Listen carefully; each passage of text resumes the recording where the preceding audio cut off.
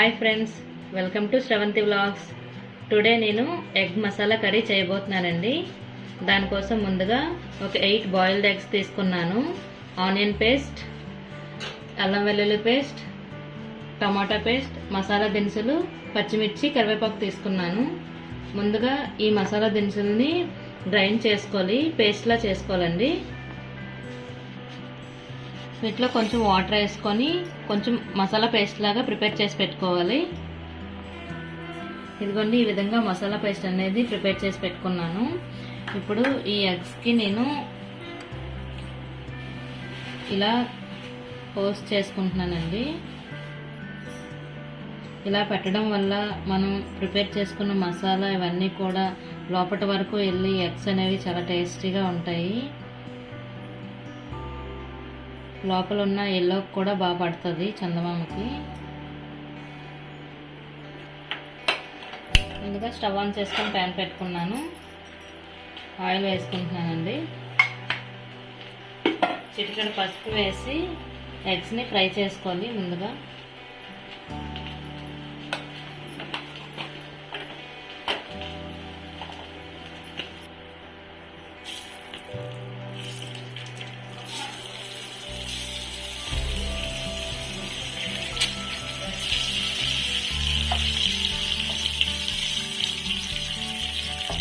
Light golden colour వచ్చేంత వరకు fry చేసుకొని పక్కకు తీసుకోవాలి.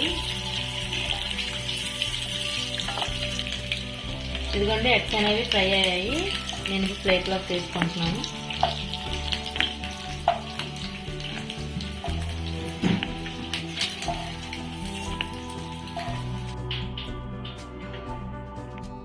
ఇప్పుడు అదే ప్యాన్లో కొంచెం ఆయిల్ వేసుకొని ఆనియన్ పేస్ట్ ముందుగా వేయించుకుంటున్నానండి.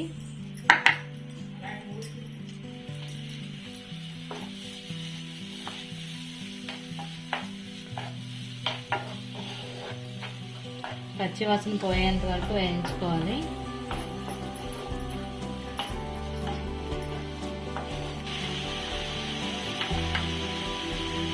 కొంచెం అల్లం వెల్లుల్లి పేస్ట్ యాడ్ చేసుకుంటున్నాను. ఇది కూడా పచ్చివాసన పోయేంత వరకు వేయించుకోవాలి. ఆనియన్ పేస్ట్ అనేది ఫ్రై అయ్యిందండి. ఇప్పుడు నేను టమాటా ప్యూరీ యాడ్ చేసుకుంటున్నాను.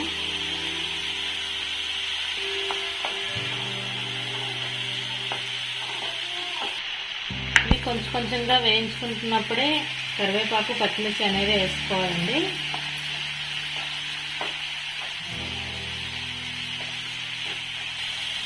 ఒక 2-3 మినిట్స్ ఇలా మూత పెట్టుకొని వేయించుకుంటే బాగా ఫ్రై అవుతాయి. ఒకసారి చూద్దామండి ఎలా వేగుతున్నాయి అన్నది.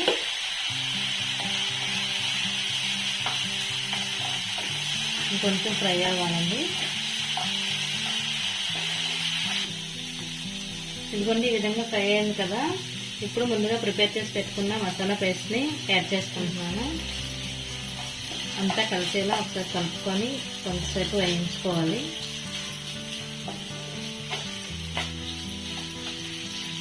ఇలా వేగుతున్నప్పుడే చిటికెడు పసుపు, ఉప్పు, కారం కూడా యాడ్ చేసుకోవాలండి.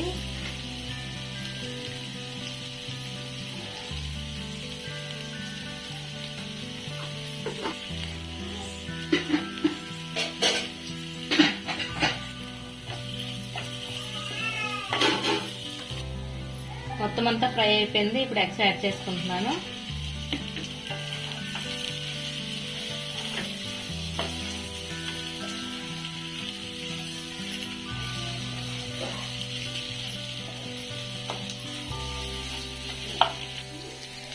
ఇలా ఒక 2 నిమిషాలు ఉంచుకున్నాక వాటర్ వేసుకోవాలండి. ఫ్రై అయిపోయిందండి. ఇప్పుడు వాటర్ యాడ్ చేసుకుంటున్నాను. ఇప్పుడు వాటర్లో కొంచెం ఉడకనివ్వాలి. మూత పెట్టుకొని ఉడకనివ్వాలి. ఒకసారి మూత తీసుకొని చెక్ చేసుకుందామండి ఎలా కుక్ అవుతుందో.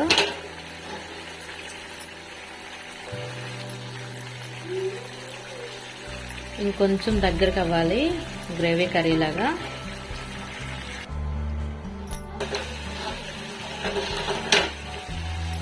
ఎగ్ మసాలా కర్రీ అనేది రెడీ అయిందండి. ఇంకా నేను స్టవ్ ఆఫ్ చేసుకుంటున్నాను. ఈ వీడియో కనుక మీకు నచ్చినట్టయితే please like, share and subscribe. అలాగే పక్కనే ఉన్న బెల్ ఐకాన్ కూడా క్లిక్ చేయండి. ఇకపై మేము చేసే రెసిపీస్ అన్నీ మీకు నోటిఫికేషన్స్ ద్వారా వస్తాయి.